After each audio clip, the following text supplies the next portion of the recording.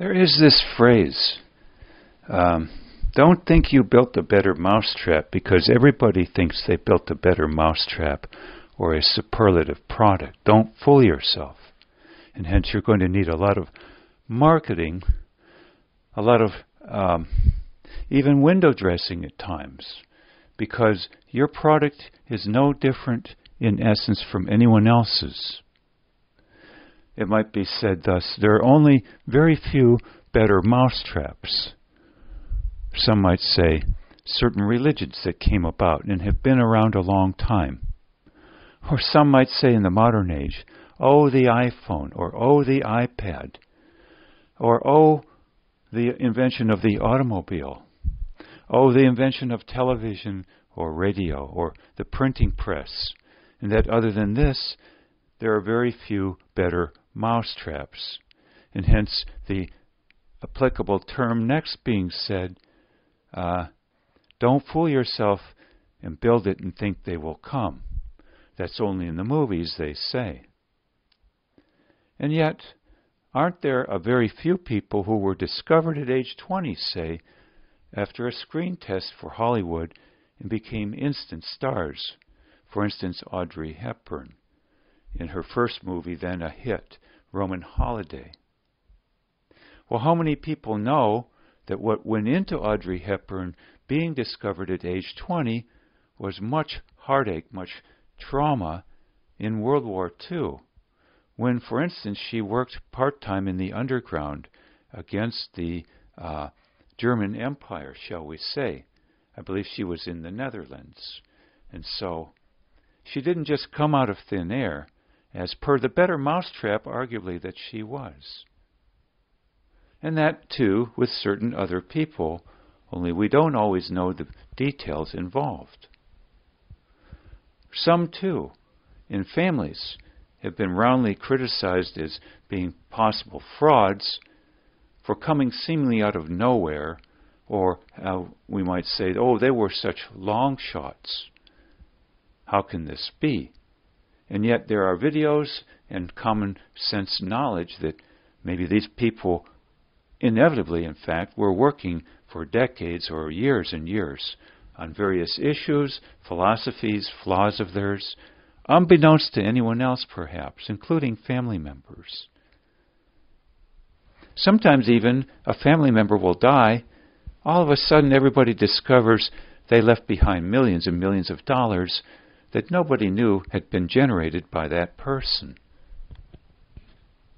But in general, we say, well, better mousetraps are rare, and thus don't fool yourself about the probability of your having coming up with that.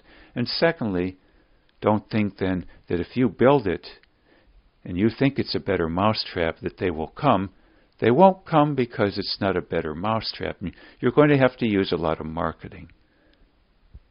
You have just invented the 1,500th flavor of ice cream. Don't think it's a better form of ice cream flavor than anyone else's. Don't fool yourself is the mantra. So what would be, to recap, one way I believe that a better mousetrap could be had that doesn't yet really exist?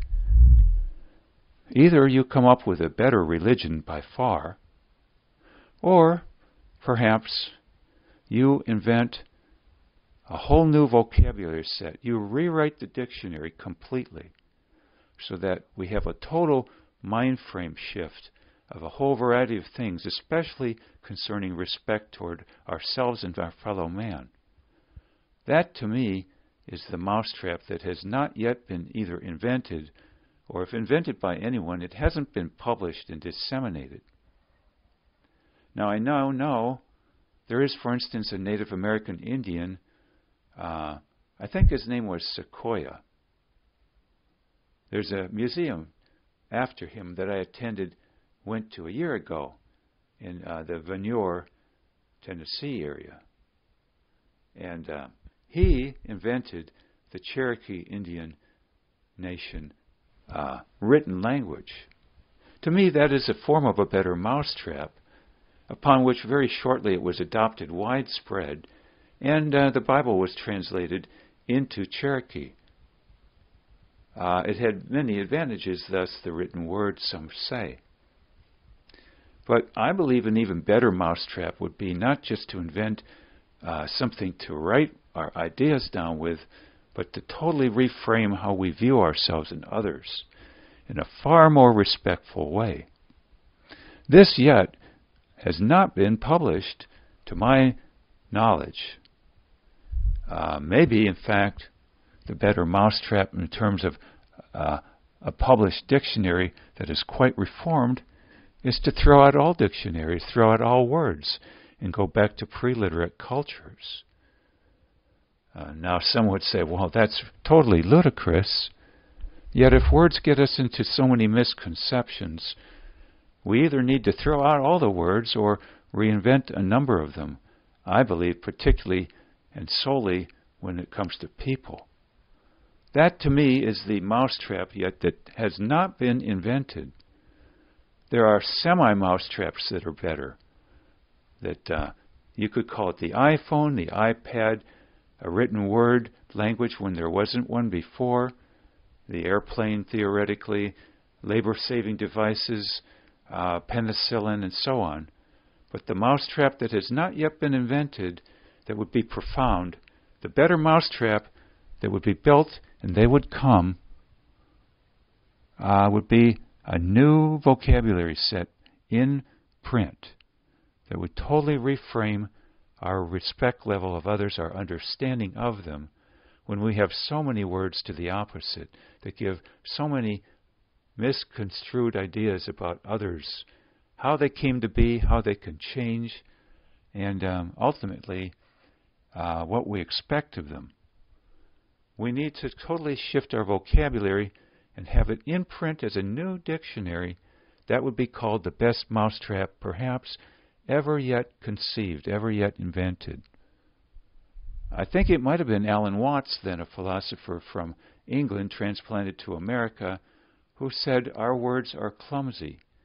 And other philosophers saying at times that our words can be used to manipulate us, and yet others saying our words can cause others much pain at the same time that certain truths are conceived or conveyed, rather. That, to me, would be the worthiest, the best, the greatest mousetrap ever invented.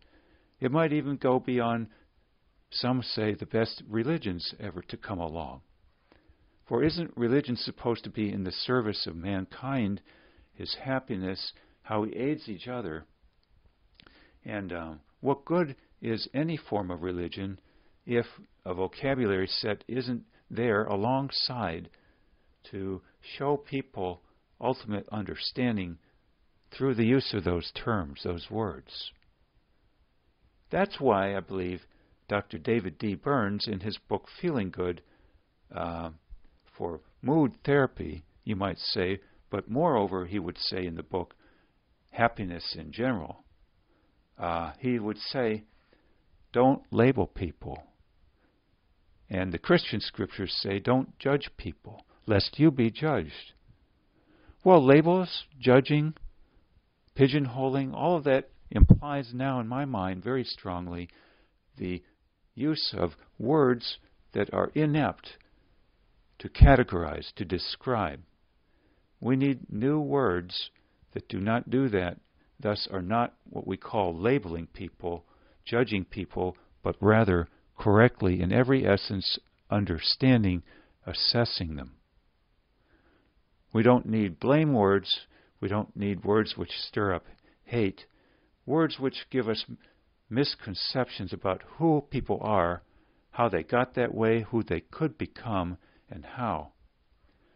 When this happens, probably by one person or a very few, and it's in print as the new dictionary, I think it will take the world by storm and be the greatest mousetrap ever invented, giving true meaning to, if you build it, the better and best mousetrap of all that is, they will come. And they'll come in droves.